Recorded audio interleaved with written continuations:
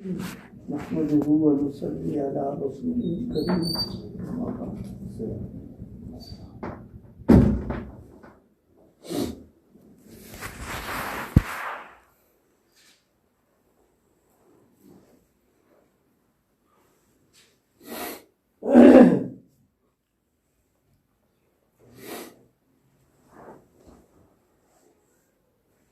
انسان کو زندگی میں مشکلات اور پریشانیاں پیش آتی رہتی ہیں.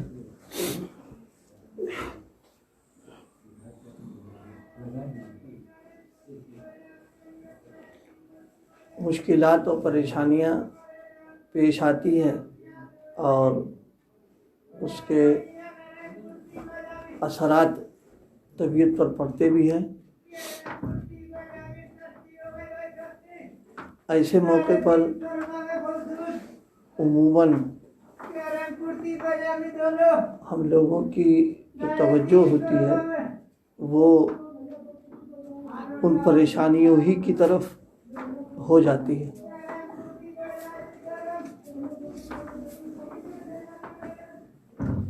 اس کی وجہ سے بے چینی بے سکونی رہتی ہے. ایسے موقع پر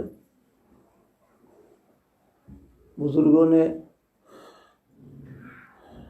ایک تدبیر اور ایک نسخہ کہہ سکتے ہیں اس کو تجویز فرمایا ہے کہ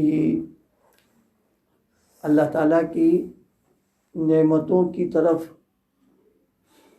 اپنے ذہن کو متوجہ کرے اور جو اس نے دیا ہے اس کو سوچے بار بار.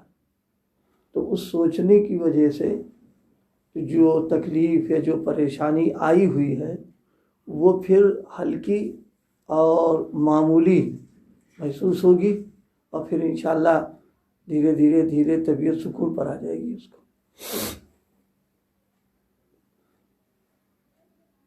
دو واقعے یاد آ رہے ہیں.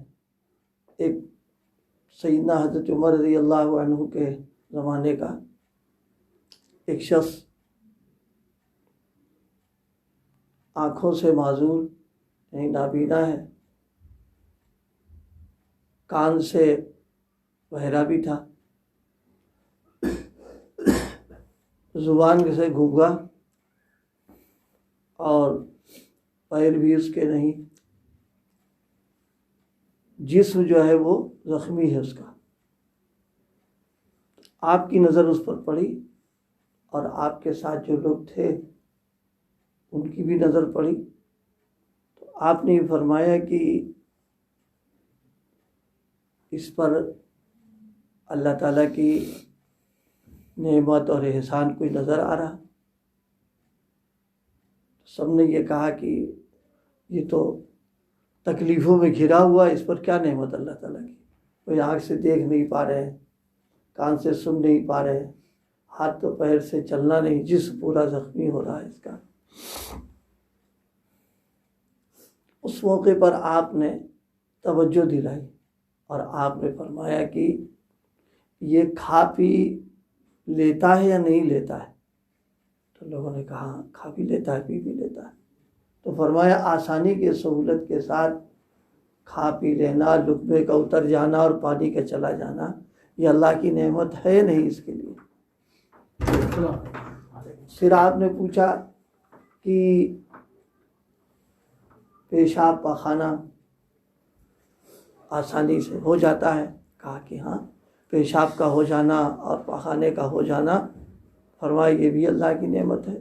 اس لیے کہ پیشاب اگر بند ہو جائے تو بالکل جان خطرے میں ہو جاتی ہے، یا فضلہ جو تیار وہ نکل نہیں پا رہا تو بھی خطرہ رہتا ہے.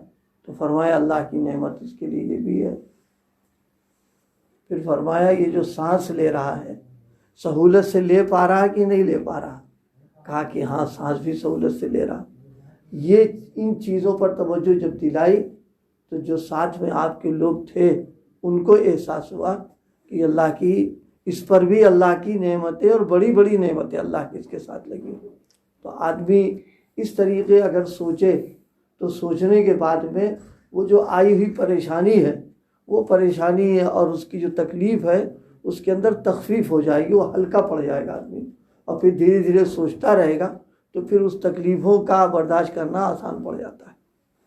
آج کل ہم لوگوں کا معاملہ ہے کہ کوئی تکلیف ہو، کوئی پریشانی آ گئی تو پریشانی تو ایک ہی دو ہے، لیکن اسی کی طرف ساری توجہ ہماری چلی جاتی ہے، اور جو اللہ کی دی ہوئی نعمتیں ہیں اس کو بالکل ایک دم ہم بھول جاتے ہیں۔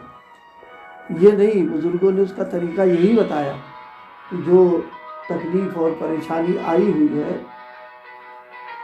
اس کو ہلکا کرنے کے لیے اور اللہ تعالیٰ کی طرف شکر گزاری اور احسان شناسی کی کیفیت پیدا کرنے کا طریقہ یہی ہے کہ ایسے موقعوں پر نعمتوں کا سوچنا۔ ایک بزرگ کے سلسلے میں لکھا ہے، ان کے پڑوس سے چوری ہو گئی تو گئے تسلی اور تعزیت کے لیے، تو وہ پڑوسی بہرحال ان کا تھا، اس سے پوچھا کیا حال ہے؟ کہا الحمدللہ، اللہ کا بہت شکر ہے، حالانکہ چوری اس کیا ہو چکی تھی۔ تو حضرت ان کے ساتھ جو اور لوگ بھی گئے تو ان کو بڑی حیرت ہوئی، اس کو چوری ہو گئی، نقصان ہو گیا، اور یہ پھر بھی کہہ رہا کہ اللہ کا شکر ہے۔ تو پوچھا بھائی اللہ کا شکر تم کس بات پہ کر رہے ہو؟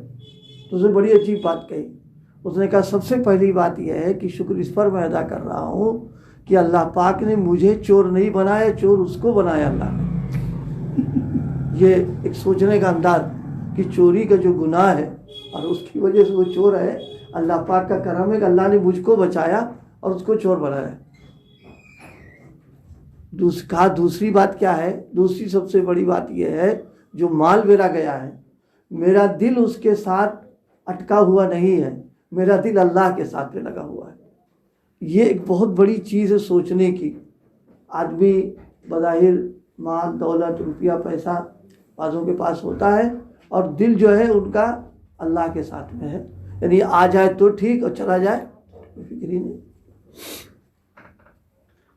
سیدنا شیخ عبد القادر جیلانی پیران پیر حضرت کے واقعات میں لکھا ہوا، ایک مرتبہ اطلاع آئی کہ وہ مال وال آ رہا تھا اور وہ ڈوب گیا، ضائع ہو گیا۔ تو تھوڑی دیر حضرت نے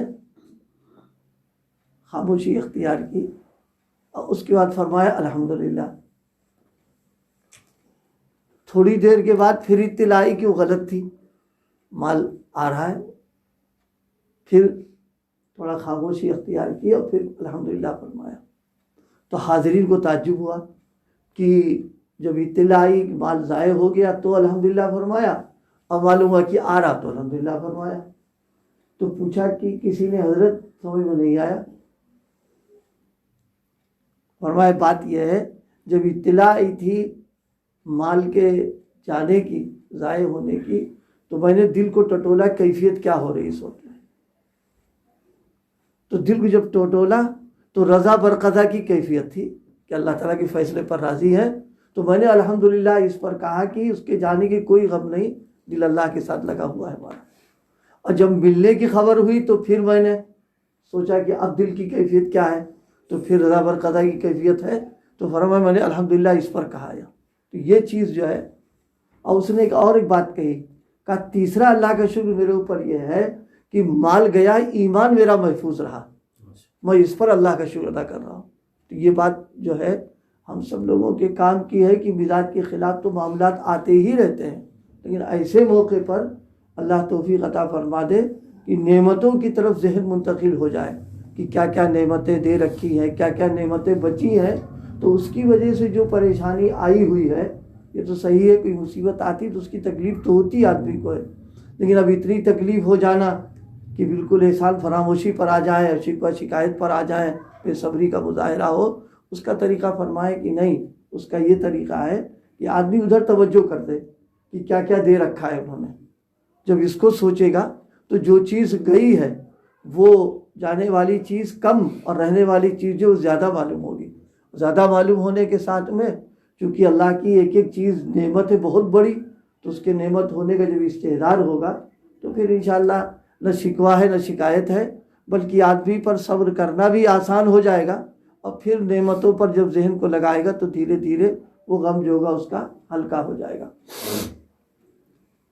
اسی لیے شریعت نے ایک تعلیم بھی دی ہے کہ کوئی پریشانی آ جائے تو انا للہ و انا الیہ راجعون پڑھ لیں، بس انا للہ و انا الیہ راجعون یہ پڑھے گا تو انشاءاللہ اس کی برکت سے اس کا تحمل بھی آسان ہو جائے گا، اور وہ پریشانی جو ہے اس کے لیے ہلکی ہو جائے گی۔ اس کو اس کے اس آسانی سے سمجھنے کے لیے ہم سب اور ہمارے پاس جو ہے یہ امانت ہے اللہ کی۔ ظاہر ہے جو امانت ہے تو کوئی آدمی اگر اپنی امانت ہم سے لے رہا ہے تو لینے کے بعد میں کوئی پریشانی نہیں، امانت کا حق ہے تو دے دے اس کو۔ اب یہ کہ امانت چونکہ رہی ہے، تعلق رہا ہے، اس کی تکلیف اپنی جگہ پر ہے، لیکن ہے تو اللہ ہی کی، اس نے لے لیا ہم سے وہ، تو اس کو سوچنا یہ انشاءاللہ پریشانیوں میں تکلیفوں میں یہ چیز جو ہے انسان کو دین پر جمائے رہے گی، اور ناشکری اور شکوہ شکایت کی شکل نہیں پیدا ہو پائے گی، صبر کرنا آسان ہو جائے گا۔ تو اس وقت آج کی گفتگو کا حاصل یہ ہے ہم اپنا مزاج شکر گزاری کا بنائیں، اور اللہ تعالیٰ کی نعمتوں کا سوچنا، احسان شناسی کی طبیعت پیدا کریں۔ جب شکر گزاری کا ہوگا تو فرمایا کہ بس پھر کام بنتا رہے گا انشاءاللہ، اور پھر کوئی بات اگر مزاج کے خلاف آئی بھی تو اس کا تحمل آسان ہو جائے گا انشاءاللہ۔ اللہ پاک عمل کی توفیق عطا فرمائے۔ سبحان اللہ و بحمدہ، سبحان اللہ العظیم، سبحانک اللہم و بحمدک۔